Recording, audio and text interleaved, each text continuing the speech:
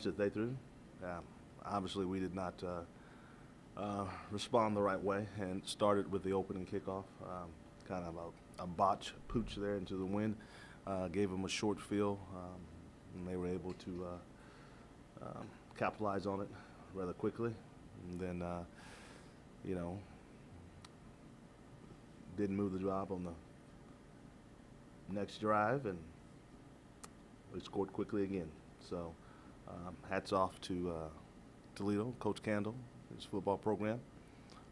They had a dominant performance, especially in that second half. Was it something that they did differently to get that half going, or just? I think they came out with a mindset that they were going to be aggressive, and what they did was they executed at a very high level. We didn't tackle well, and they exploited it. And how were you able to keep it a close game up to that point? We scored touchdowns, and we answered. The game became a shootout, and they had more bullets than we did. Was there ever a thought, I know you can't leave you guys back into islands, but was there ever a thought to bring more into the box defensively to try to slow down? To slow down the running game? Oh yeah, it was talked about at halftime, and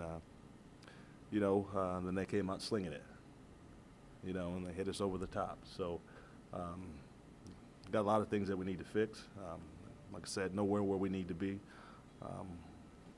We got to go back tonight, get up in the morning, and take a look at this thing. Probably take a look at it tonight. The guys will have a day off. We'll get them back up here and make some corrections. And we've got 6 days to get ready for another ball game. In your eyes, what was it that allowed you guys to kind of deal with whenever they punched you in the first half, you seemed to have an answer? How did you answer? Well, the quarterback's playing at a really high level right now at this point. He's playing extremely confident. We got to do a better job of controlling our emotions at times and quit. I'd rather he catch those snaps instead of drop it and throw touchdowns. But he's playing poised, and the kids do a great. They see it, and they rally behind it. Coach, your offensive line's been banged up Yes. the past couple of weeks. What are your thoughts on how they performed tonight? We weren't able to run the ball as well as I would have liked, and really, it was a ball game where we needed to try to stay on the football field offensively to keep the ball out of their hands. We weren't able to do that, but at the same time, we were answering their scores with scores.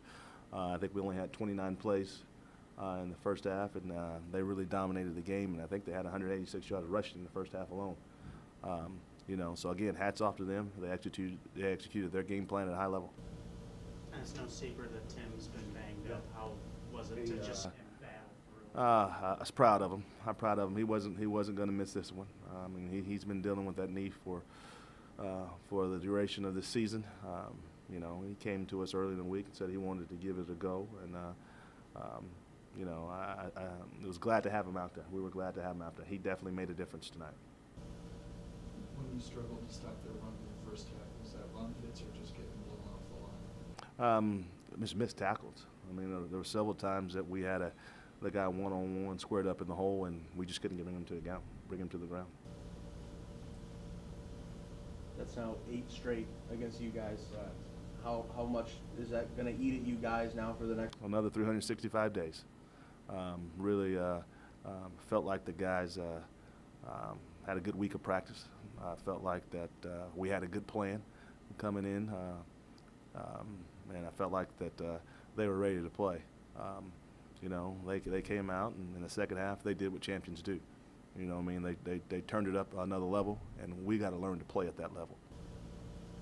Can you take stuff watching what they do, and because I know you want to get to what they're doing and have their depth and those things. Right. Can you take some things from watching their game to help build for the future?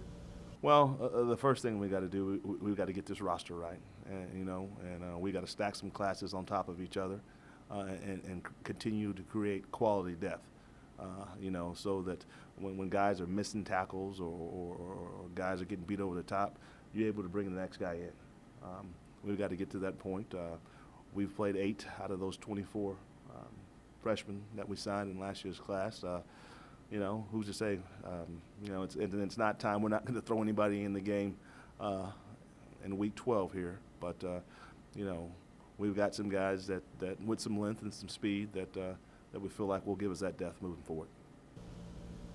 How disheartening is it to go winless at home? Extremely, extremely, because coming into the season, one of the things that you talk about, one of the things we talked about as coaching staff, one of the things I talked to the team about is if we take care of our home schedule, we'll be where we need to be, and we did exactly the opposite.